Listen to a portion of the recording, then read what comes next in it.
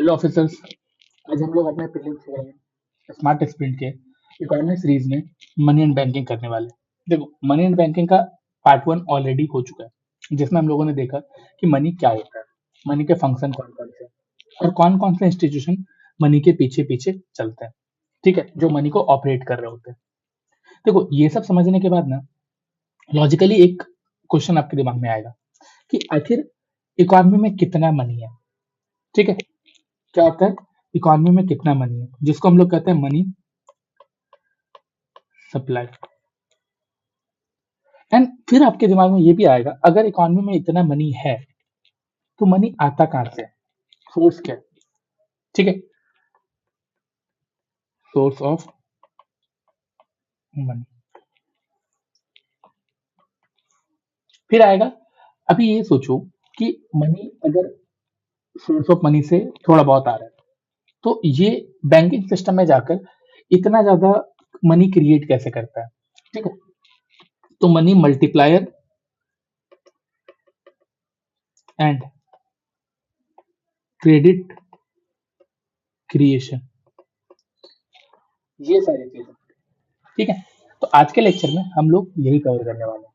ठीक है, कि देखेंगे इतना ज्यादा पैसा बनता कैसे है, और इसके लिए सबसे पहले हमें समझना पड़ेगा कि मनी सप्लाई होता क्या है। देखो, इकोनॉमिक्स में जब हम मनी सप्लाई की बात करते हैं, इसका मतलब क्या होता है कि इकोनॉमी में पर्टिकुलर टाइम पे कितना टोटल मनी अवेलेबल है, हम इस बारे में बात करते हैं। ठीक है, क्यों ऐसा बात करते हैं, क्योंकि हमने देखा था कि मनी स्टॉक कॉन्सेप्ट है, वेल्थ कॉन्सेप्ट है, या फिर इनकम कॉन्सेप्ट है। हम इन तीनों में देख चुके हैं। अभी स्टॉक और फ्लो, ये दो कॉन्सेप्ट होते हैं। हमने क्या किया, मनी को, इनकम को और वेल्थ को, इन तीनों को इन दो फ्लो में चेक किया, और हमें क्या पता चला था कि मनी क्या है। ठीक है, हमें ये पता चल गया था कि मनी एक स्टॉक कॉन्सेप्ट है। क्लियर है। अब देखो, एक पर्टिकुलर टाइम पे कितना मनी अवेलेबल है, ये चीजें कैसे पता चलेगी। इन चीजों को समझने के लिए हमें दो चीजें को, बेसिकली दो कॉन्सेप्ट को ध्यान में रखना पड़ेगा। क्या, एक तो पहला ये आपको कि मनी एक स्टॉक कॉन्सेप्ट है। ठीक है, एंड दूसरा, आपको ये चीज हमेशा ध्यान रखना होगा कि ये किसी पॉइंट ऑफ टाइम पे ही मेजर किया जाता है। ठीक है, पॉइंट ऑफ टाइम। क्यों, क्योंकि ये स्टॉक कॉन्सेप्ट है। अभी देखो, इन्हीं दो चीजों पर पूरा का पूरा आज का लेक्चर बेस्ड। अब कैसे, अगर आपसे कोई आके बोले इस साल मनी सप्लाई कितना बढ़ा है, लेकिन देखो ये जो बात है ना कि इस साल, ये जो साल वाला बात होता है ना, पीरियड ऑफ टाइम का बात जब होता है ना, तो ये क्या है, टेक्निकली अगर आप देखोगे तो ये एक गलत लैंग्वेज है। सही लैंग्वेज क्या होगा कि जब आपसे किसी डेट पे पूछा जाएगा, किसी पॉइंट ऑफ टाइम पे पूछा जाएगा, पीरियड ऑफ टाइम पे नहीं, पॉइंट ऑफ टाइम पे। और जब पॉइंट ऑफ टाइम पे पूछा जाएगा कि कितना मनी सप्लाई बढ़ा है या कितना मनी सप्लाई है, तो ये सही लैंग्वेज होगा, तो ये सही क्वेश्चन होगा। ठीक है, अभी देखो, जब ये बात होती है कि तो सबसे बड़ा बात क्या होता है कि मनी सप्लाई क्या है। क्वेश्चन आता है ना दिमाग में कि ये मनी सप्लाई है क्या। अब जब ये क्वेश्चन आएगा तो हम क्या करेंगे कि हम ये सोचेंगे कि मनी सप्लाई के अंदर एग्जैक्टली क्या काउंट किया जा रहा है। मनी के तो बहुत सारे फॉर्म होते हैं ना, कैश होता है, करेंसी कॉइन होता है, तो ये सब चीज हम देखेंगे। आप देखोगे कभी कभी बैंक में जो डिपॉजिटेड अमाउंट है वो भी मनी सप्लाई। तो ये चीज, ये सारी चीजें है क्या जो आपको कंफ्यूज करती है। तो देखो, ब्रॉडली क्या है ना, दो चीज ध्यान में रखना। ठीक है, जब हम मनी सप्लाई के अंदर पूछेंगे, मनी सप्लाई, तो आपसे पूछा जाएगा कि मनी सप्लाई के अंदर क्या क्या चीजें होती है, क्या क्या चीजें काउंट की जाती है, तो आपको ब्रॉडली दो चीज ध्यान में रखना है। क्या चीज वो, एक तो पहला, करेंसी विथ पब्लिक, किसी कंट्री के अंदर पब्लिक के पास कितनी करेंसी है। एंड दूसरा आपको ध्यान में रखना है क्या, डिपॉजिट विद बैंक। अभी देखो, मैं एक बात क्लियर कर दूं, मनी एंड बैंकिंग जो टॉपिक है, इस टॉपिक में आपको क्या क्या चीजें ध्यान में रखनी है। पहली बात तो ये कि देखो, मनी एंड बैंकिंग जो है, यहाँ पे क्या है ना कि बहुत सारे कॉन्सेप्ट है, और सब कॉन्सेप्ट को आपको क्लियरली समझना होता है। तो आपको ना पेशेंस रखना होगा। अभी देखो, मनी सप्लाई, मनी बैंकिंग में क्या है ना कि टोटल 4 से 5 लेक्चर आएंगे। ठीक है, जब आप पांचों लेक्चर को देखोगे तो आपके सारे क्वेश्चन खुद ही सॉल्व हो जाएंगे, आपको पूछना भी नहीं पड़ेगा। तो क्या है कि पेशेंस रखना है, अभी कोई भी टॉपिक देख, कोई भी यहाँ पे अगर वर्ड देखते हो, कोई भी कॉन्सेप्ट देखते हो, डरना नहीं है, उन सबको ध्यान से समझने की कोशिश करना है, आप समझ जाओगे। ठीक है। जब हम इन दोनों चीजों के बारे में बात करते हैं, currency with public and deposit with bank, तो यहाँ ना एक बहुत इंपॉर्टेंट बात है जो आपको समझना होगा। क्या? कि बैंक के पास जो डिपॉजिट है वो क्या है? वो पब्लिक के लिए मनी जैसा ही बिहेव कर रहा है ना। क्योंकि देखो, बैंक के पास जो डिपॉजिट है, क्या होता है, बैंक में अकाउंट खुलवाते हो, आपको अकाउंट खोल के दिया जाता है, आपको एक कार्ड दिया जाता है। ठीक है। एंड उस कार्ड को आप यूज करते हो, कहीं भी आज के टाइम पे ऑनलाइन ट्रांजेक्शन के लिए आप वो कार्ड यूज कर सकते हो। ठीक है। तो क्या है कि बैंक में जो मनी डिपॉजिटेड है, ये मनी भी क्या है कि आपके लिए नॉर्मल, नॉर्मल पब्लिक के लिए क्या है कि वो नॉर्मल मनी की तरह ही बिहेव करती है। बस क्या है, वो फिजिकल फॉर्म में नहीं होता है। ठीक है।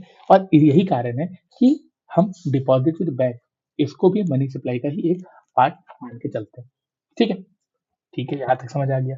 देखो, जब हम मनी सप्लाई के बारे में बात करते हैं, हम देखते हैं करेंसी विद पब्लिक और डिपॉजिट विद बैंक, ये दोनों मनी सप्लाई का पार्ट है। तो सर, इसमें और भी चीजें तो है, क्वेश्चन देखते हैं तो इतना सिंपल चीजों से तो बनता नहीं है। इसीलिए क्या है ना, हमें कुछ कुछ चीजें समझना पड़ेगा। आखिर ये मनी सप्लाई क्रिएट कौन करता है, मनी सप्लाई बनाता कौन है, किनका रोल है, ये भी बहुत जरूरी है। और मेन क्या है ना, यहीं पे ना बहुत ज्यादा कंफ्यूजन भी होता है। अभी कंफ्यूजन कैसे होता है, देखो, हु क्रिएट मनी सप्लाई, हमने क्या है ना कुछ कुछ इंस्टीट्यूशन पढ़े थे, ठीक है, लास्ट लेक्चर में। ठीक है। अभी उनमें से एक इंस्टीट्यूशन था सेंट्रल बैंक। ठीक है। क्या होता है, हर एक कंट्री में एक सेंट्रल बैंक होता है, उसी तरह से हमारी कंट्री में भी एक सेंट्रल बैंक है, जिसका नाम है आरबीआई। अब ये आरबीआई क्या करता है, आरबीआई का रोल होता है करेंसी को प्रिंट करना, करेंसी को इशू करना, आप कह लो। ठीक है, करेंसी इशू करता है ये। और और इसका एक काम होता है एचपीएम क्रिएट करना। ये एचपीएम क्या है सर? बेसिकली एचपीएम का मतलब होता है हाई पावर्ड मनी। अभी हम लोग करेंगे आगे। ठीक है। ये क्या होता है, एचपीएम भी क्रिएट करता है, हाई पावर्ड मनी। अभी क्या है कि आरबीआई यहाँ पे क्या दिख रहा है कि आरबीआई इंडियन इकोनॉमी में डायरेक्टली पैसा को इंजेक्ट कर रहा है, डायरेक्टली मनी को इंजेक्ट कर रहा है। ठीक, ये चीज हमें यहाँ पे दिख रहा है। कौन कर रहा है ये सेंट्रल बैंक कर रहा है। ठीक। अभी देखो, इसके अलावा भी हमने इंस्टीट्यूशन देखे थे। क्या इंस्टीट्यूशन देखे थे? हमने देखा था कमर्शियल बैंक। कमर्शियल बैंक,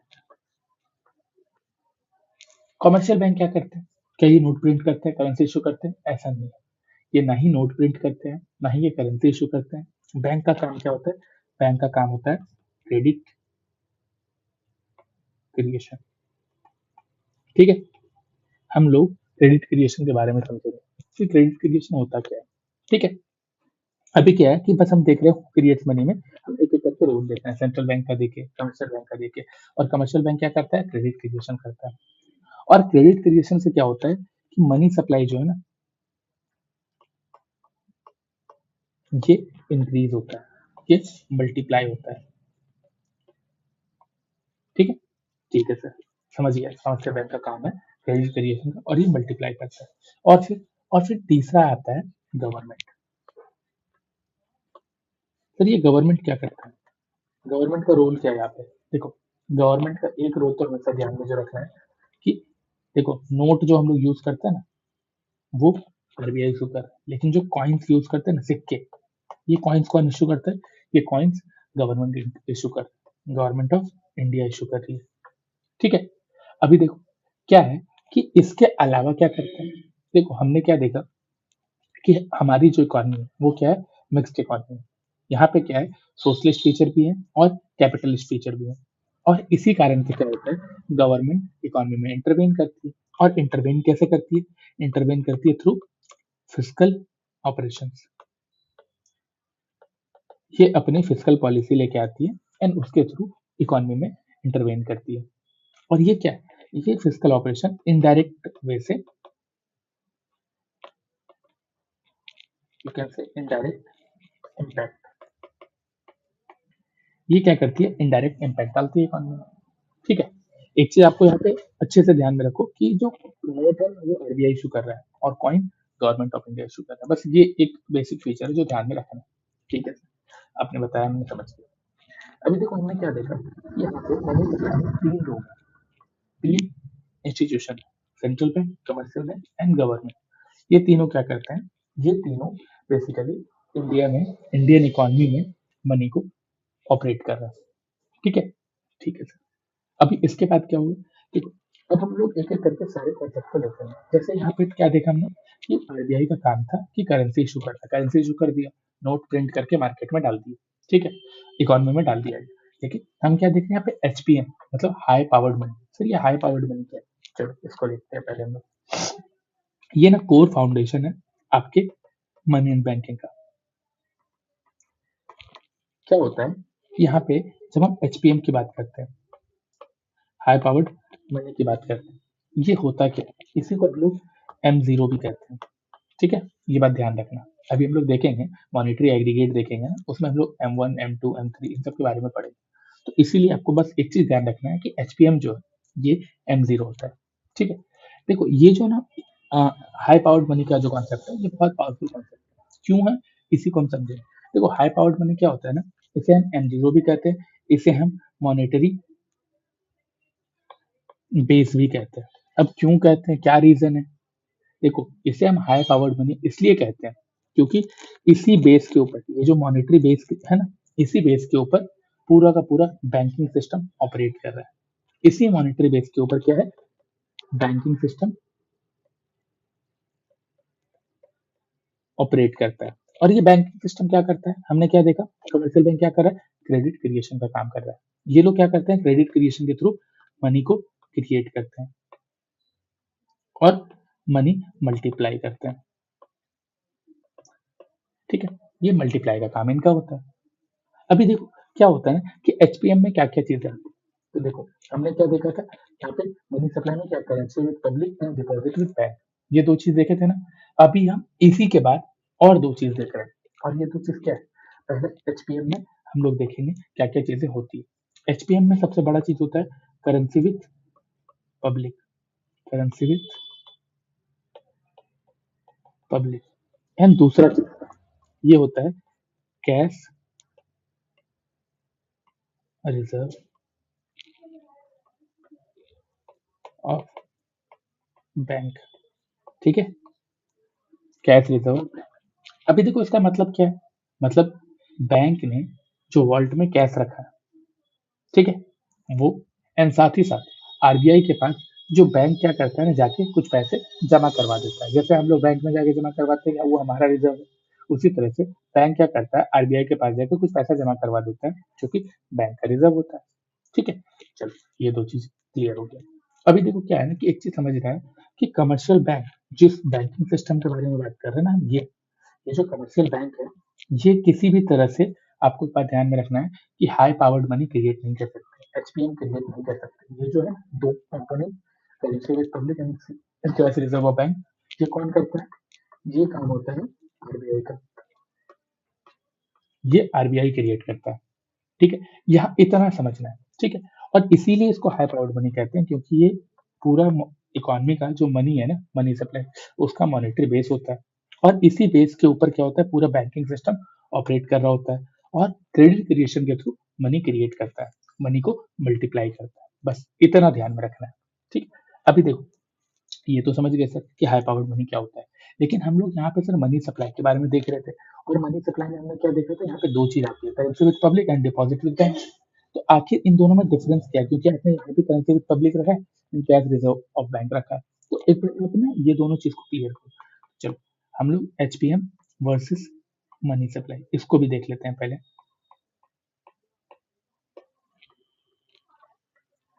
देखो हमने क्या देखा, पहले तो इन दोनों का डिफरेंस समझना इसलिए जरूरी है क्योंकि आप अगर स्टेटमेंट देखोगे यूपीएससी प्रीलिम्स के, तो स्टेटमेंट में आपको इन दोनों में कंफ्यूज करने की पूरी कोशिश की जाती है, और जो कंफ्यूज हो जाते हैं वो गलत टिक करके आ जाते हैं। बस इसीलिए आपको ये समझना है। तो हाई पावर्ड मनी जो है ना, ये कौन बनाता है, ये आरबीआई करता है। ठीक है, और यही क्या होता है, बेस होता है, क्या होता है, मॉनेटरी बेस होता है, मॉनेटरी बेस। क्लियर, अभी देखो यहाँ तक समझ गया। मनी सप्लाई में हमने क्या देखा था, मनी सप्लाई में आरबीआई प्लस बैंक, दोनों मिलकर जो काम कर रहे हैं, ठीक है, दोनों मिलकर जो काम कर रहे हैं, हमने क्या करेगा कि मॉनेटरी बेस का यूज करते हैं, बैंकिंग सिस्टम मनी क्रिएट करता है एंड मल्टीप्लाई होता है। तो यहाँ पे आरबीआई प्लस बैंक दोनों मिलकर जो फाइनल आउटकम बनाते हैं, जो फाइनल आउटकम बनाते हैं, वो होता है मनी सप्लाई। इसलिए क्या होता है कि जब हम ये बात करते हैं कि एचपीएम बढ़ता है, मतलब हाई पावर्ड मनी, आरबीआई क्या करता है और ज्यादा कैश करेंसी प्रिंट करना स्टार्ट कर देता है सपोज, ठीक है। तो करेंसी के प्रिंट करने से जरूरी नहीं है कि मनी सप्लाई भी बढ़ जाएगा। क्यों? क्योंकि आरबीआई ने करेंसी प्रिंट तो किया, लेकिन बैंकिंग सिस्टम को भी उसी तरह से कोऑर्डिनेट करके ऑपरेट करना पड़ेगा, मनी क्रिएट करना पड़ेगा, तभी जाके क्या होगा कि फाइनल आउटकम आएगा और मनी सप्लाई बढ़ेगा, ठीक है। तो ये जरूरी नहीं है कि अगर एचपीएम मेरा बढ़ता है तो हमारा मनी सप्लाई भी बढ़ेगा या घटेगा, ठीक है। ये चीज जरूरी नहीं है, ये रिलेशन आपको दिमाग में रखना है। बहुत लोग सोचते हैं कि एचपीएम के basically high powered money monetary base होता है, अगर इसको बढ़ाएंगे तो हमारा क्या होगा, मनी सप्लाई भी बढ़ेगा। लेकिन ये तब डिपेंड करता है जब ये दोनों मिलकर अच्छे से कोऑर्डिनेट करके ऑपरेट करें और जो फाइनल आउटकम आएगा वो बढ़े, अदरवाइज ये पॉसिबल नहीं, ठीक है सर। तो बेसिकली आपने मनी सप्लाई के बारे में बताया, आपने एचपीएम के बारे में बताया, आप ये बताओ कि मनी सप्लाई मेजर कैसे करते हैं, ठीक है। क्योंकि अभी तक आपने बस दो कंपोनेंट बता दिया कि मनी सप्लाई में करेंसी विद पब्लिक और डिपॉजिट विद बैंक होता है। अब हम लोग बात करते हैं कि मेजरमेंट, ठीक है, मेजरमेंट ऑफ मनी सप्लाई। देखो, मनी सप्लाई को मेजर करने के लिए कुछ एग्रीगेट्स होते हैं, ठीक है। इंडिया में क्या होता है ना कि मनी सप्लाई को बहुत डिफरेंट लेयर में मेजर किया जाता है। जैसे आपने प्याज देखा है ना, अनियन देखा है ना, अनियन में क्या होता है, हर एक लेयर के ऊपर दूसरा लेयर होता है, उसके ऊपर तीसरा लेयर होता है, उसके ऊपर चौथा लेयर होता है, इस तरह से वो लेयरिंग में बना होता है।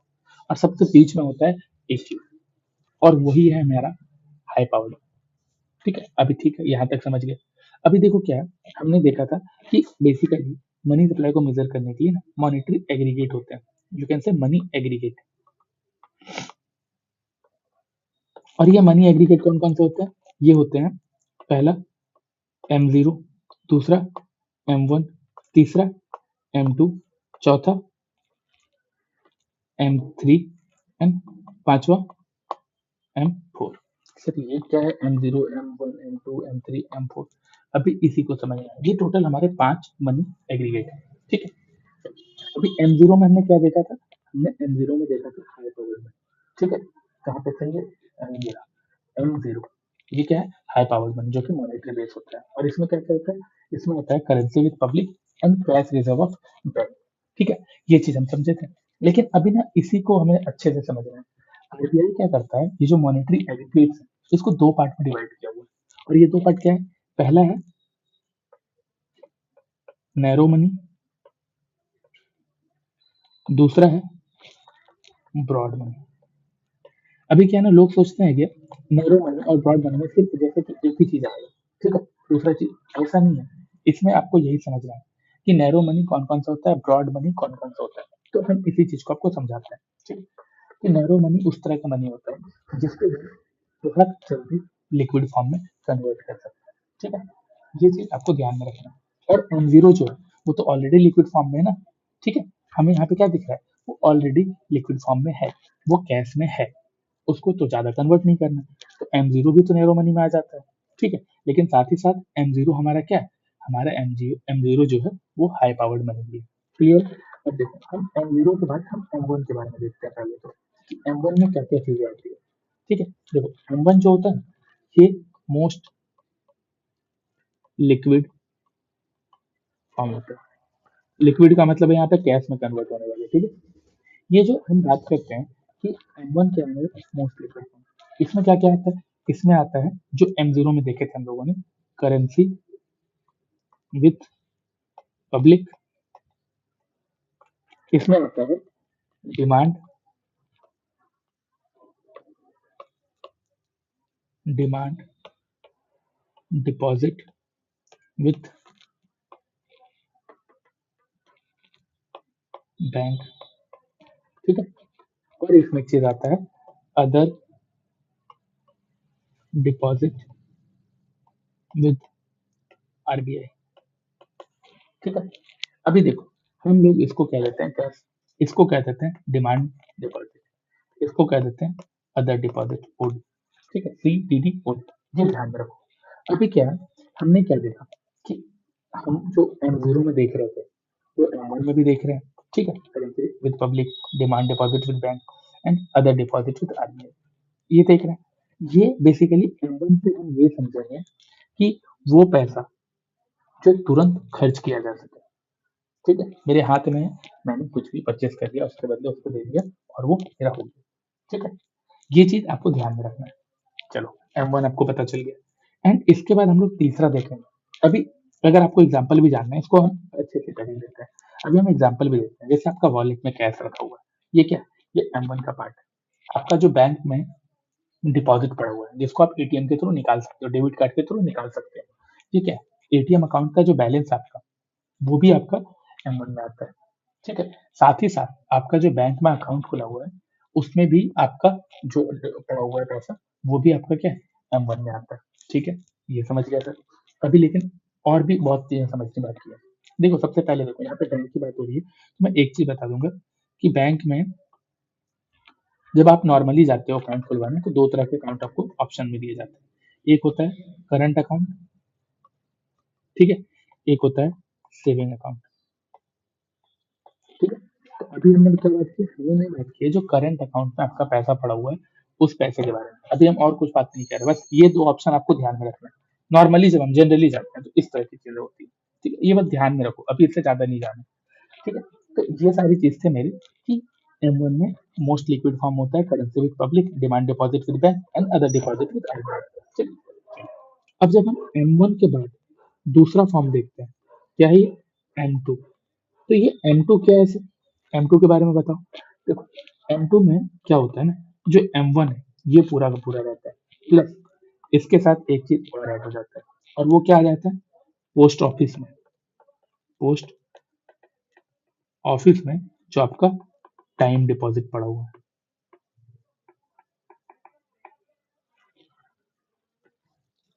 ये आपका आ जाता है M2। सर इसका मतलब क्या हुआ, डिमांड डिपॉजिट समझ रहे थे, ये टाइम डिपॉजिट क्या होता है। देखो, क्या होता है ना कि एक होता है कि आपने अकाउंट में पैसा जमा किया और उस पैसा को आप कभी भी निकाल सकते हो, जब भी आपको जरूरत पड़े आप बैंक गए, बैंक आपको उसका पैसा उस अकाउंट से निकाल के दे देता है। ठीक है, लेकिन इसके साथ साथ एक और चीज होता है, क्या, कि आप ना बैंक में जाके कुछ पैसा जमा कर देते हो और आप क्या करते हो, उसको कुछ टाइम पीरियड के लिए, सपोज आप, ठीक है, जैसे कि मैं हूँ देव, हम बैंक गए, ठीक है, बैंक गए, हमको दो ऑप्शन मिला कि हमने डिमांड डिपॉजिट खुलवाई। ठीक है, इसमें हम जो भी पैसा जमा कर रहे हैं हम वो तुरंत निकाल लें। एक है हमारा टाइम डिपॉजिट। ठीक है, ये जो टाइम डिपॉजिट होता है, ये बेसिकली क्या होता है, आप जाते हो बैंक, आप क्या करते हो, रुपीज 10 लाख लेके गए हो। ठीक है, आपने बोला इसको 10 साल के लिए, 10 ईयर्स के लिए, ऐसा नहीं है कि सिर्फ 10 साल, कोई भी टाइम पीरियड हो सकता है, इसलिए इसका नाम टाइम डिपॉजिट है। ठीक है, कोई भी टाइम पीरियड हो सकता है, आपने 10 साल के लिए इसको लॉक इन कर दिया। ठीक है, आप इसको तुरंत नहीं निकाल सकते। ठीक है, लेकिन ये क्या है, जितने साल के लिए लॉक इन रहेगा, इस पे बैंक आपको इंटरेस्ट देता रहेगा। बस इतना भी समझ, ठीक है, कि इतना इंटरेस्ट हमको मिलता रहेगा, इसीलिए टाइम डिपॉजिट हम इसको तुरंत यूज नहीं कर पा रहे हैं, बस ये ध्यान में रखना। अभी क्या है कि ये जो बैंक के साथ हम कर रहे हैं ना, सॉरी, ये जो बैंक के साथ हम कर रहे हैं, इसी तरह से इंडिया में पोस्ट ऑफिस भी है। ठीक है, पोस्ट ऑफिस में भी क्या होता है ना कि हम इसी तरह के टाइम डिपॉजिट जमा करवाते हैं।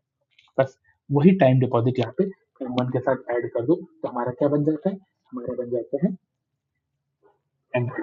ठीक, चलो ठीक है, अब हम यहाँ पे M3 देखते हैं। M3 क्या होता है, ये तो दिक्कत आती है ना। देखो, अभी तक जो हमने पढ़े हैं, हमने क्या क्या देखा, M0, M1 और M2, ये सब आता है हमारे नैरो मनी में। ठीक है, ये सब हमारा किस में आता है, ये सब हमारा नैरो मनी में आता है। अब देखो, अब हम दो, अब जो देख रहे हैं, ये मेरा है दूसरा कैरेक्टर, ब्रॉड मनी।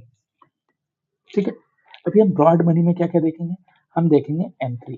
अभी ना ये बहुत इंपॉर्टेंट है क्योंकि लोग इसमें कंफ्यूज बहुत ज्यादा होते हैं, बस आपको कंफ्यूज नहीं होना है। अभी कैसे देखो, M3 क्या होता है? M3 बेसिकली इकोनॉमी का ट्रू मनी सप्लाई इंडिकेटर है। क्या है ये ट्रू मनी सप्लाई इंडिकेटर है। अब ये कैसे है सर? आप बस वर्ड लिख दे रहे हो, अभी बताएं। क्या होता है ना, इसमें हम लोग जो भी टाइम डिपॉजिट होता है, टाइम डिपॉजिट बैंक में पड़ा हो, ठीक है, या फिर कहीं भी पड़ा, जितने भी टाइम डिपॉजिट होते हैं उन सारे टाइम डिपॉजिट को इंक्लूड करते हैं। हमारे जो भी रिकरिंग डिपॉजिट होते हैं, अब बोलोगे सर रिकरिंग डिपॉजिट क्या है? देखो मैं बताता हूँ। एक पैसा है जो आज के टाइम पे आप जैसे कि SIP करते हो, आप क्या करते हो, हर महीने कुछ पैसा डालते रहते हो लेकिन आप उसको निकालते नहीं हो। हम बस एग्जाम्पल दे रहे हैं, समझो। आप क्या करते हो कि हर महीने SIP करते हो, हर महीने कुछ ना कुछ पैसा डालते हो, ठीक है, एक फिक्स अमाउंट, जैसे कि 500 का SIP किया आपने, हर महीना आपके अकाउंट से 500 रुपए कटता जाता है एंड उसमें जमा होता जाता है, ठीक है। अब ये जो SIP है आपको 10 साल बाद, 15 साल बाद, 5 साल बाद, जो भी आप टाइम पीरियड चूज करते हो, उस टाइम पीरियड के बाद आपको वो पैसा इंटरेस्ट के साथ वापस मिल जाता है, ठीक है। तो यही है रिकरिंग डिपॉजिट, मतलब कि वो बार बार हर महीने लगातार कटता जा रहा है, ठीक है। अभी देखो ये समझ गए। तो इसमें क्या होता है ना, जितने भी टाइम डिपॉजिट होते हैं, चाहे वो रिकरिंग डिपॉजिट हो, चाहे वो फिक्स डिपॉजिट हो, फिक्स डिपॉजिट, ठीक है। तो ये देख रहे हैं टाइम डिपॉजिट के अंदर रिकरिंग डिपॉजिट और फिक्स डिपॉजिट, ये दोनों तरह के डिपॉजिट आ जाते हैं। इसके साथ साथ क्या होता है, यहाँ पे लिक्विडिटी की जब बात आती है, लिक्विडिटी, हमने क्या देखा था नैरो मनी में, वो बहुत जल्दी लिक्विफाई हो जाता है, ठीक है, हम उसको लिक्विड फॉर्म में यूज कर पा रहे हैं। लेकिन इसमें क्या होता है, हमें इस मनी को, मतलब M3 के मनी को क्या करते हैं कि डायरेक्ट स्पेंड नहीं कर सकते हो, डायरेक्ट स्पेंड नहीं कर सकते। क्यों नहीं कर सकते हैं? क्योंकि हम इसको तुरंत ही लिक्विडिफाई नहीं कर सकते हैं, इसीलिए हम इसको डायरेक्ट स्पेंड नहीं कर पा रहे हैं। बट एक चीज और है कि क्या है कि हम इसको डायरेक्ट स्पेंड तो नहीं कर पा रहे हैं। क्यों नहीं कर पा रहे हैं? क्योंकि ये एक दिन के अंदर, मतलब 24 घंटा के अंदर भी आप चाहो कि हम इसको चेंज कर दें, ये नहीं हो पाता है। बट क्या, कि ये कन्वर्ट भी होता है, ऐसा नहीं है कि कन्वर्ट कभी नहीं हो सकता, ये कन्वर्टेबल होता है, ठीक है, हम इसको कैश में कन्वर्ट कर सकते हैं, इसीलिए हम इसको यहाँ पे रख रहे हैं, ठीक है, कि हम इसको डायरेक्ट स्पेंड नहीं कर सकते, बस हम इसको कन्वर्ट किया जा सकता है, ठीक है। अभी आगे आते हैं। क्या होता है ना कि ये एक ऐसा एग्रीगेट है जो हमें मनी सप्लाई के बारे में बहुत अच्छे से जानकारी देता है। क्यों? क्योंकि ना इससे पहले क्या होता है ना, हम टाइम डिपॉजिट को छोड़ दे रहे हैं, ठीक है, हम यहाँ पे रिकरिंग डिपॉजिट, फिक्स डिपॉजिट, ये सब जो चीजें होती हैं, हम इन सब चीजों को पहले काउंट यहाँ पे नहीं कर रहे थे।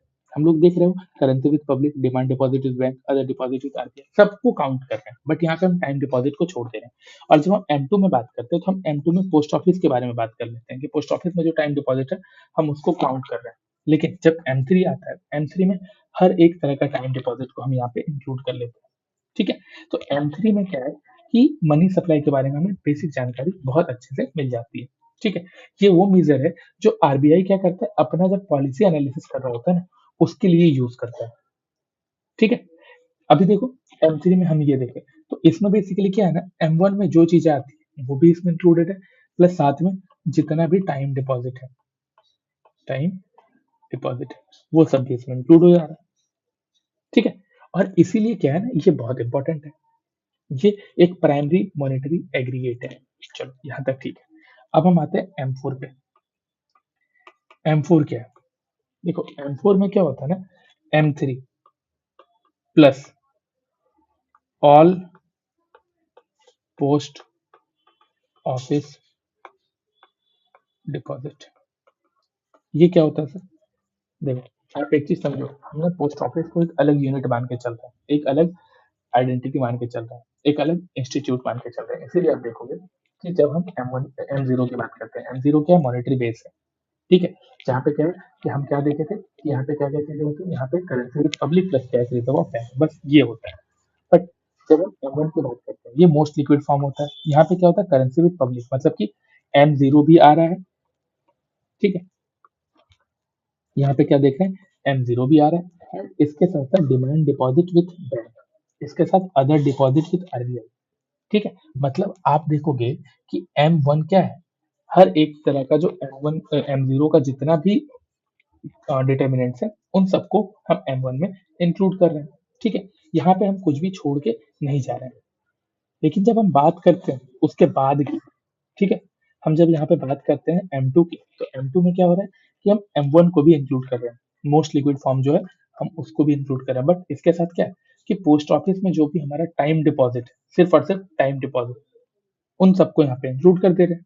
ठीक है, एंड फिर जब हम बात करते हैं M3 की, M3 में क्या है कि M3 में हम क्या देख रहे हैं, हम M1 मतलब क्या, मोस्ट लिक्विड फॉर्म, उन सबको भी इंक्लूड कर रहे हैं। बट साथ साथ क्या है, जितना भी टाइम डिपॉजिट है, जितना भी टाइम डिपॉजिट है मेरा बैंक्स के साथ, उन सबको भी यहाँ पे इंक्लूड कर दे रहे हैं।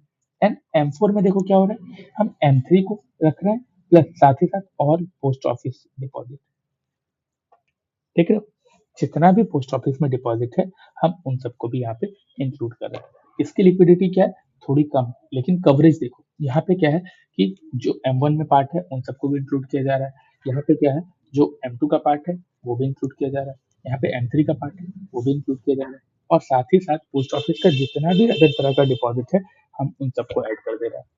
ठीक है, तो ये हमें यहाँ पे पता चल जा रहा है, ठीक है, कि M3 में जितना भी डिटर्मिनेंट्स है हम सबको M4 में यूज कर रहे हैं। अभी देखो, बेसिकली ये जो डिवीजन है ना, इस डिवीजन में हमें देखना क्या है, हमें क्या देखना है कि यहाँ पे कौन सा डिवीजन ज्यादा से ज्यादा मतलब कि लिक्विड होने का अपना कैपेसिटी रखता है, और कौन सा बहुत लेट लिक्विड होने का कैपेसिटी रखता है, बस इस चीज को समझना है, इससे ज्यादा कुछ भी नहीं। ठीक है, तो हम क्या देख रहे हैं, M1 मेरा, M0 तो है ही लिक्विड, M1 क्या है मेरा, सबसे ज्यादा लिक्विड पार्ट है। ठीक है, इसको हम, ये बेसिकली गैस फॉर्म में ही है। एंड फिर जो दूसरा है M2, सॉरी M2, ये क्या है, ये भी लिक्विड है बट M1 से कम है। जब हम M3 की बात करते हैं, ये भी लिक्विड है लेकिन ये M2 से कम है। तो जैसे जैसे ऊपर आते हैं लिक्विडिटी जो है वो कम होती जाती है। ठीक है, और M4 क्या है, लीस्ट लिक्विड होता है, सबसे कम लिक्विड होता है। ठीक है, और इसको हम एनालिसिस में ज्यादा यूज नहीं करते हैं। ठीक है, इसको हम एनालिसिस में ज्यादा यूज नहीं करते हैं क्योंकि ये पोस्ट ऑफिस डिपॉजिट को भी ला रहा है और सब कुछ ला रहा है। लेकिन देखो, जो हमारा M3 है यहाँ पे हम हर एक चीज को इंक्लूड कर ले रहे हैं। अब देखो, इतना पता चल गया आपको, जो जितने भी मॉनेटरी एग्रीगेट्स थे ये पता चले, कितने मॉनेटरी एग्रीगेट पता चले हमें, हमें पता चला M0, हमें पता चला M1, हमें पता चला M2, M3 और M4। अभी अगर हम एक अनियन बनाए तो ये क्या होगा, ये ऐसा बनता जाएगा।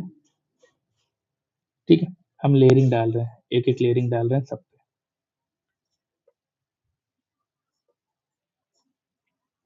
अगर हम इसको M0 लेते हैं, इसको M1 लेते हैं, इसको M2 लेते हैं, इसको M3 लेते हैं, ठीक है, और फिर ये आ जाएगा M4। ठीक है, ये इस तरह से देखते हैं। ये है प्याज, ये क्या है, मनी सप्लाई अनियन। क्लियर है यहाँ तक। एंड इन्हीं सब में हमने क्या देखा था, हाई पावर्ड मनी। क्या है हाई पावर्ड मनी, ये अभी देखो इसी के ऊपर सब कुछ टिका हुआ है ना, अभी इसी से सब कुछ एक एक करके बढ़ता जा रहा है। M0 क्या है हमारा, M0 बेसिकली हमारा हाई पावर्ड मनी है, मॉनेटरी बेस है, इसी बेस पे क्या पूरा का पूरा ये सब कुछ टिका हुआ है। ठीक है, चलो ये तो समझ में आ गया कि यहाँ पे होता क्या है। अभी देखो इसके बाद क्या होता है ना, एक और कॉन्सेप्ट आता है, ये जैसे भी बढ़ता जा रहा है हम मनी सप्लाई चेक कर रहे हैं। ठीक है, हमने क्या देखा, M3 को प्राइमरली यूज किया जाता है मनी सप्लाई को एनालिसिस करने के लिए। अभी देखो इसमें आगे बढ़ते हैं और हम एक और कॉन्सेप्ट देखते हैं, ये कॉन्सेप्ट है मनी, सॉरी मनी मल्टीप्लायर का। ये क्या है, मनी मल्टीप्लायर का। देखो ये ना बहुत इंटरेस्टिंग है, ये समझना इतना टफ भी नहीं है जितना लोग बना देते हैं। अब ये इसको कैसे समझेंगे, एकदम कम से कम वर्ड में और ज्यादा से ज्यादा अंडरस्टैंड के लिए। मनी मल्टीप्लायर बेसिकली हमें क्या बताता है, मनी मल्टीप्लायर हमें ये बताता है कि जो HPM, मतलब कि जो M0, ठीक है, इसका, जैसे कि ये सपोज अभी मेरा 100 रुपए है, ठीक है, ये जब इकोनॉमी में आया तो ये कितना टाइम्स मल्टीप्लाई हुआ, कितना टाइम मल्टीप्लाई हुआ, और ये मनी सप्लाई बना। ये है मनी मल्टीप्लायर। बस हमें इसे ही समझना है। अभी मनी मल्टीप्लायर क्या होता है? कोई फिक्स नंबर नहीं है। ये क्या है? कोई फिक्स्ड नंबर नहीं है। क्योंकि एक जैसे आरबीआई ने 100 रुपया इशू किया तो मनी सप्लाई में जाते जाते ये 2000 हो जाएगा। ऐसा कुछ नहीं है। ये कितना भी हो सकता है, डिपेंड करता है कि इकोनॉमी कैसे वर्क कर रहा है। ठीक है। अभी मनी मल्टीप्लायर अगर कोई फिक्स नंबर नहीं होता है तो ये क्या है? ये बेसिकली डिपेंड किस पे करता है, ये कैसे मल्टीप्लाई होता है। तो हम इस चीज को समझते हैं। देखो ये ना किस चीज पे डिपेंड करता है? ये डिपेंड करता है पहला तो पब्लिक के बिहेवियर पे। पब्लिक बिहेवियर पे। ठीक है। अभी कैसे? चलो हम इसको भी समझते हैं। अगर सपोज आपके पास 100 रुपया, आप 100 रुपये को कंज्यूम करते हो, स्पेंड करते हो, और इसमें से कुछ भी सेव नहीं करते हो, और सेव करके बैंक में नहीं डालते हो, और जब ये सेविंग नहीं करोगे और ये पैसा बैंक में नहीं जाएगा, ठीक है, तो क्या दिक्कत आएगी कि वो पैसा मल्टीप्लाई नहीं हो पाएगा। अगर आपके पास 100 रुपया, आपने 100 के 100 खर्च कर दी, वो खत्म हो गए। लेकिन जब आप उसको सेव करते हो और बैंक में डिपॉजिट करते हो, तो बैंक क्या करता है? उसी पैसा को लेके मल्टीप्लाई करता जाता है। ठीक है। ये सिंपल था। एंड दूसरा दूसरा आता है बैंक का बिहेवियर।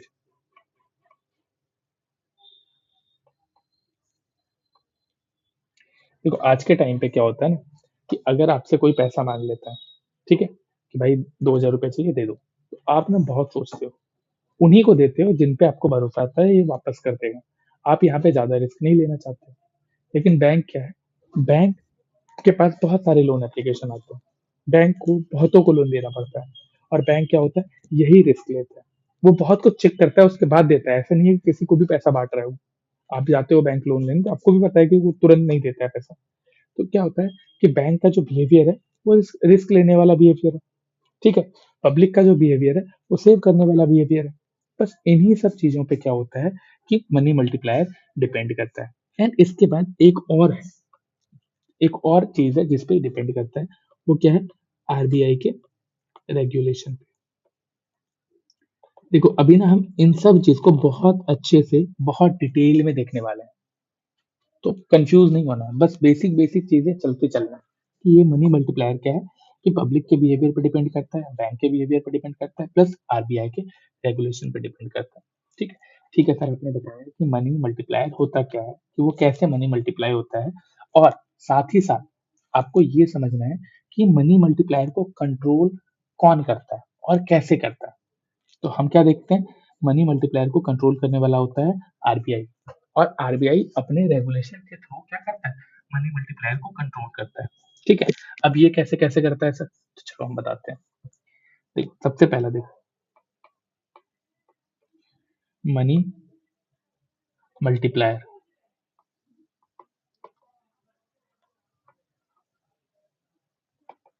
कंट्रोल, ये कैसे हो रहा है? हम यहाँ पे देखेंगे पहला सीआरआर। ठीक है।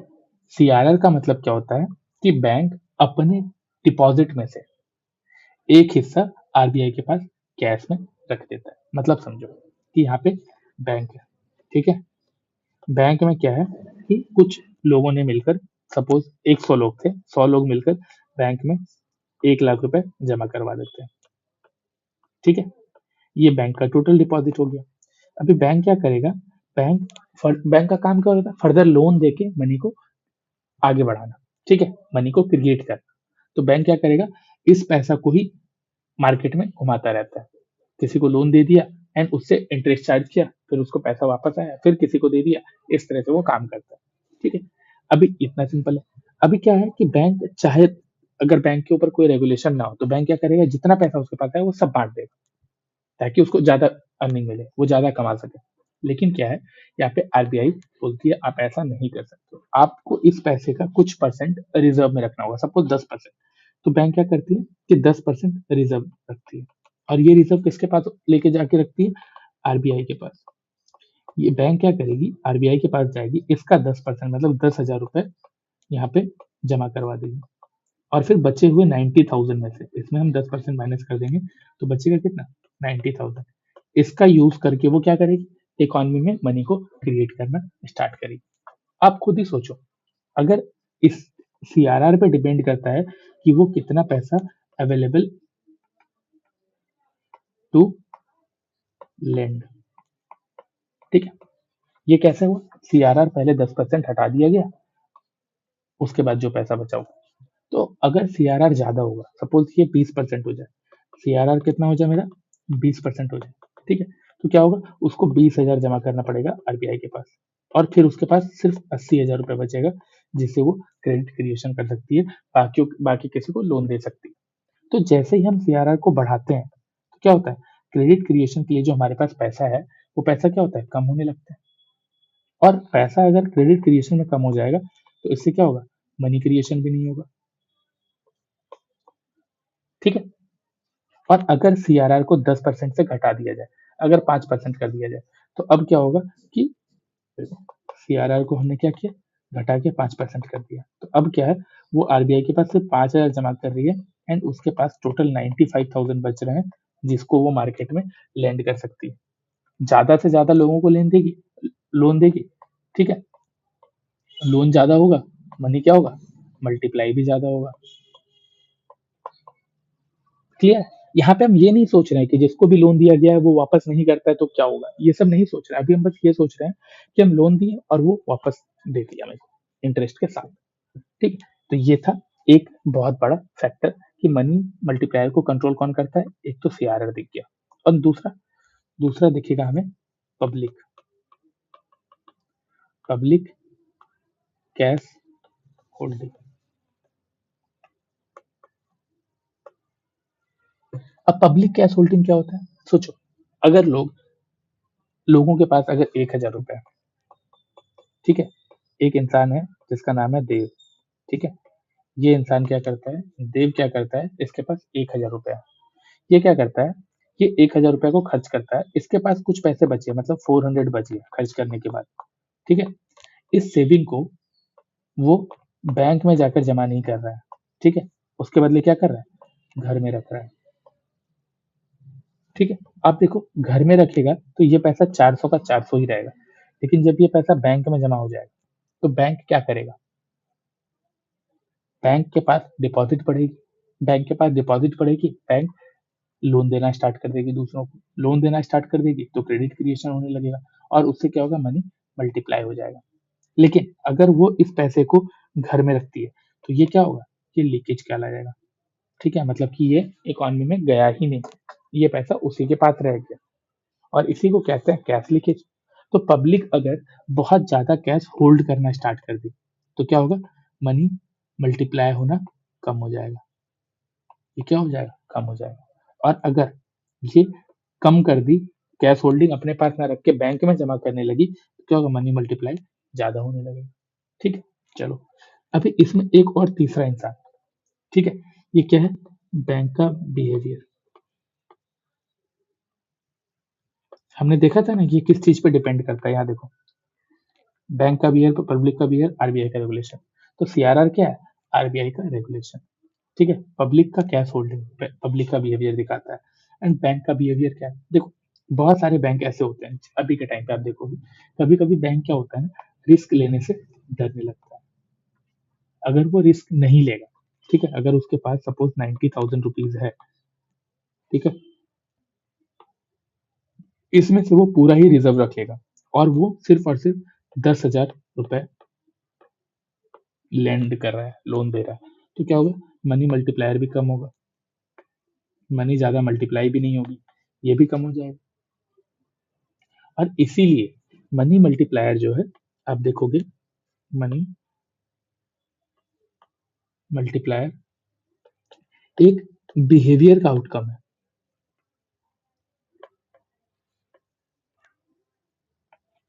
ठीक है, मनी मल्टीप्लायर क्या है, एक बिहेवियरल आउटकम है, ये कोई पॉलिसी नहीं है। ठीक है, ये कोई पॉलिसी के कारण नहीं हो रहा है। ठीक है, ये क्या है, सिर्फ और सिर्फ लोगों के बिहेवियर, बैंक का बिहेवियर, और आरबीआई के रेगुलेशन, इन सब चीजों के कारण हो रहा है। इस पे कोई भी प्रेशर, पॉलिसी का प्रेशर नहीं पड़ रहा है, पॉलिसी के कारण यहाँ पे कोई भी चेंजेस नहीं आ रहे। ठीक है, अभी क्या है ना कि इस बीच में आप लोगों ने बहुत बार मेरे मुंह से सुना होगा कि सर क्रेडिट क्रिएशन के बारे में बात कर रहे हैं, ये क्रेडिट क्रिएशन होता क्या है, चलो हम इस चीज को भी समझते हैं। ठीक है, क्रेडिट क्रिएशन, सर ये क्रेडिट क्रिएशन क्या होता है? बार-बार क्रेडिट क्रिएशन का नाम ले रहे हैं। देखो अब हम समझते हैं कि बैंक पैसा कैसे बनाते हैं। जो हम बात कर रहे थे ना कि बैंक क्या करते हैं, क्रेडिट क्रिएशन करते हैं, उससे क्या होता है मनी मल्टीप्लाई होता जाता है। अब हम इसी चीज़ को समझेंगे। सपोज़ इसको स्टेप बाय स्टेप समझो।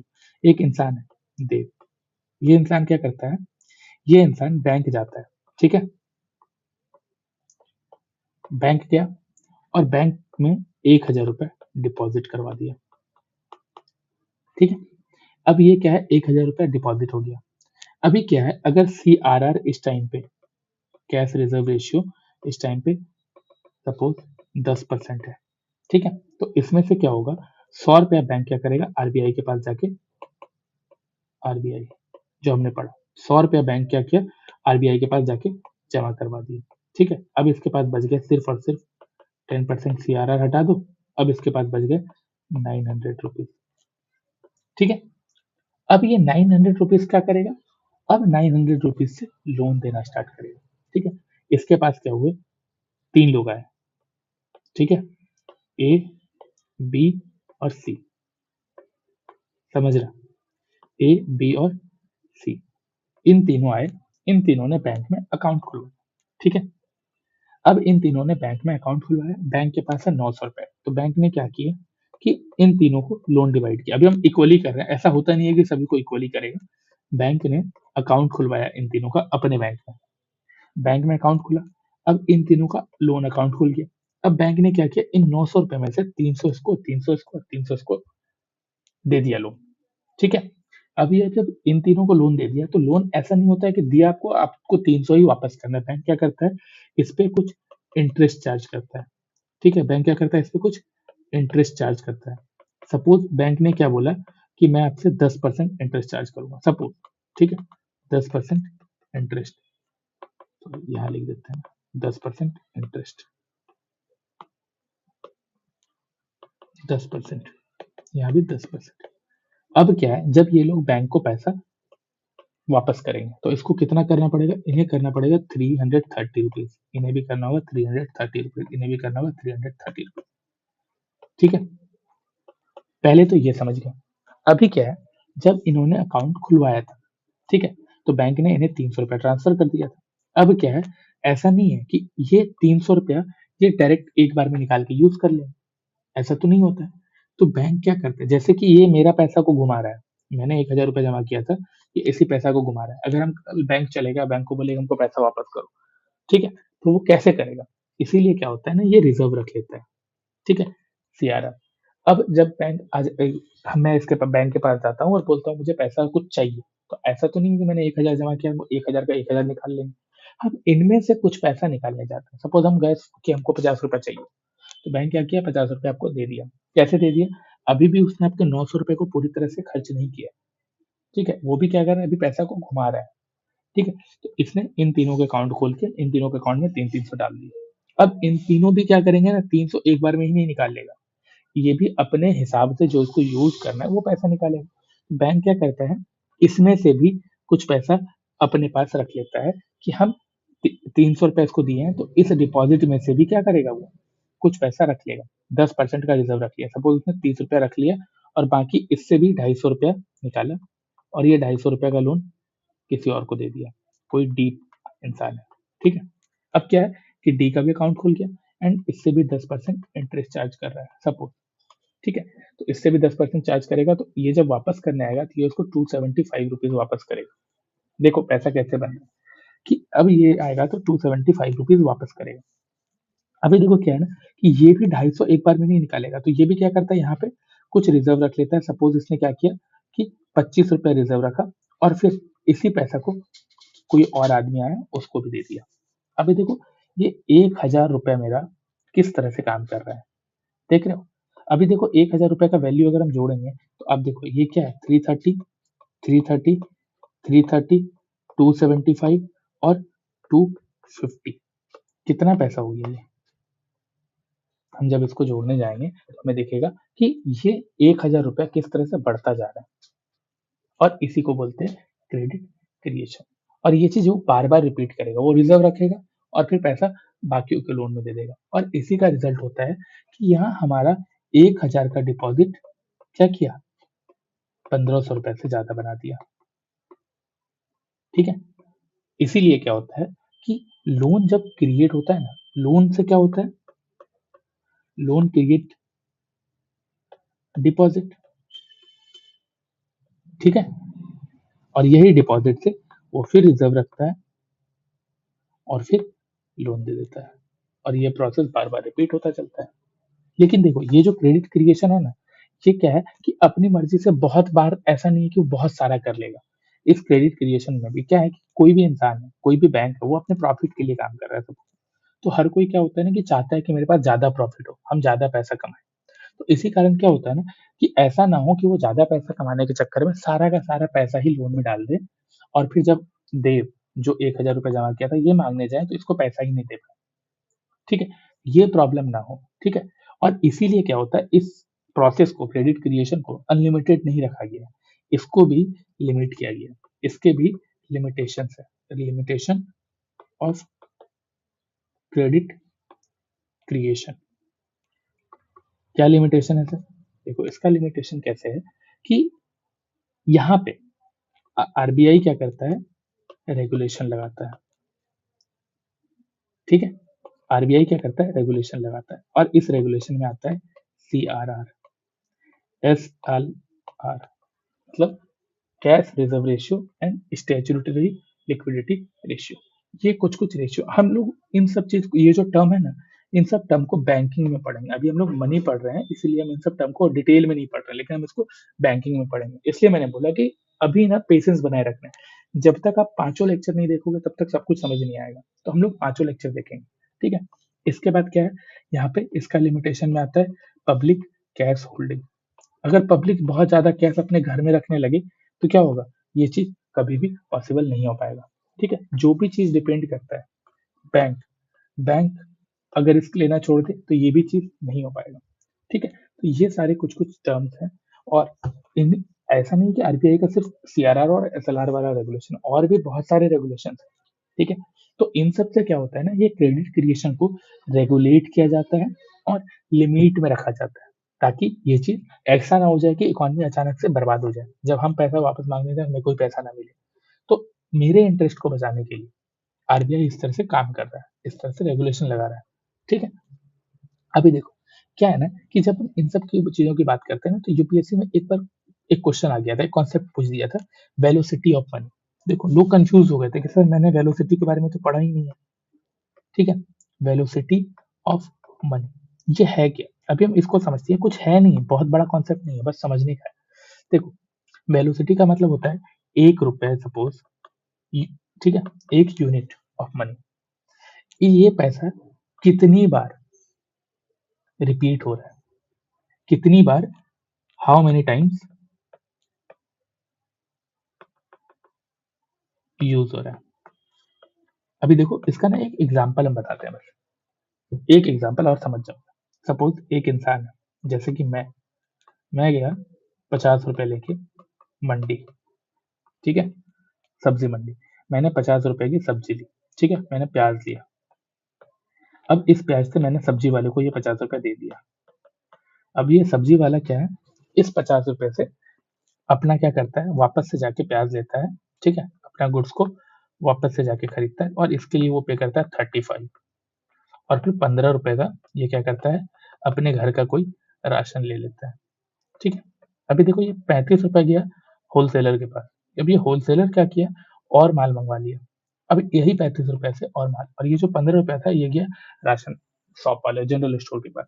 अब ये क्या, इस 15 रुपए में उसको प्रॉफिट भी हुआ होगा। ठीक है, सपोज उसने क्या किया, इस 15 का 10 रुपया यूज किया, और फिर से वापस से वो गुड्स मंगा लिया जो उसने बेचा था। ठीक है, तो ये देखो, मेरा 50 रुपया कितना बार यूज हो रहा है, देख रहे हो। पहले प्याज खरीदे हम सब्जी वाले के पास जाके, सब्जी वाला गया होलसेलर के पास, उसको दिया, और एक जनरल स्टोर में गया, वहां से कुछ राशन खरीदा। तो अब होलसेलर भी इस पैसा को यूज कर रहा है, और राशन जनरल स्टोर वाला भी इस पैसा को यूज कर रहा है। तो ये पैसा देखो कितनी बार यूज होता जा रहा है। ठीक है, इसी चीज को बोला जाता है वेलोसिटी ऑफ मनी, कि 1 रुपया या तो एक पैसा कितनी बार यूज हो रहा है। और यहाँ पे क्या, मनी सप्लाई नहीं बढ़ रहा है, यहाँ पे क्या है कि मनी सप्लाई अभी भी देखोगे तो उतना ही होगा ना, 50 रुपया ही घूम रहा है ना बार बार। अभी क्या हो रहा है कि आप सिचुएशन क्रिएट करो, इफ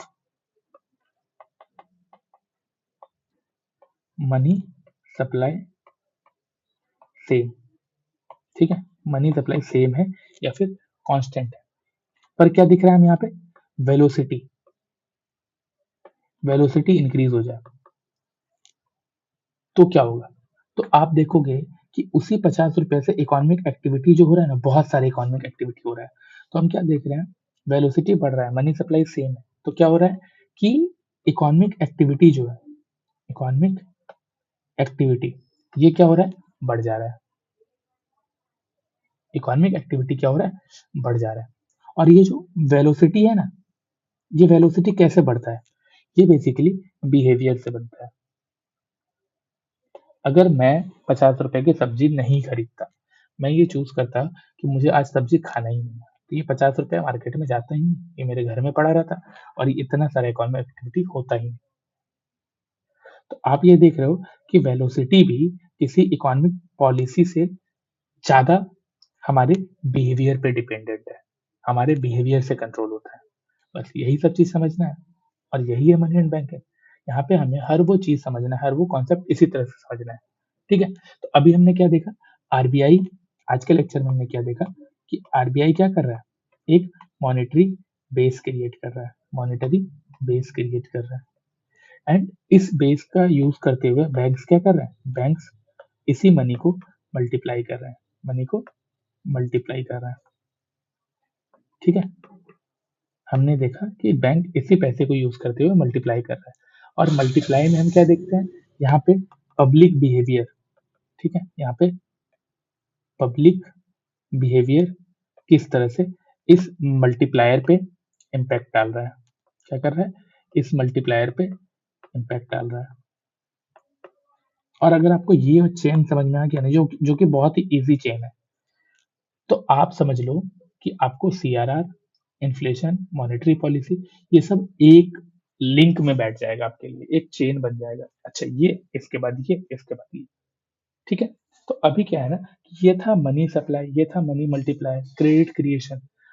कल जो नेक्स्ट लेक्चर आएगा उसमें हम लोग क्या देखेंगे, हम लोग उसमें पढ़ेंगे बैंकिंग सिस्टम इंडिया में कैसा है, ठीक है। ये सिंपल लेक्चर था मनी सप्लाई के ऊपर, आई थिंक मैं अच्छा समझा पाया हूँ। अभी आप लोग बताओगे कमेंट में कि कैसा लगा, आपको समझ में आया या फिर आप कंफ्यूज हुए हो। प्लीज, बहुत रिक्वेस्ट है आपसे, बहुत ज्यादा रिक्वेस्ट है कि आपको कमेंट करना है, ताकि ये बताना है कि क्या समझ में आया, कंफ्यूज हुए या फिर अभी भी कोई डाउट है तो कमेंट सेक्शन में पूछो, ताकि उस डाउट का आंसर कर सकूं मैं। चलो ठीक है, मिलते हैं नेक्स्ट लेक्चर में।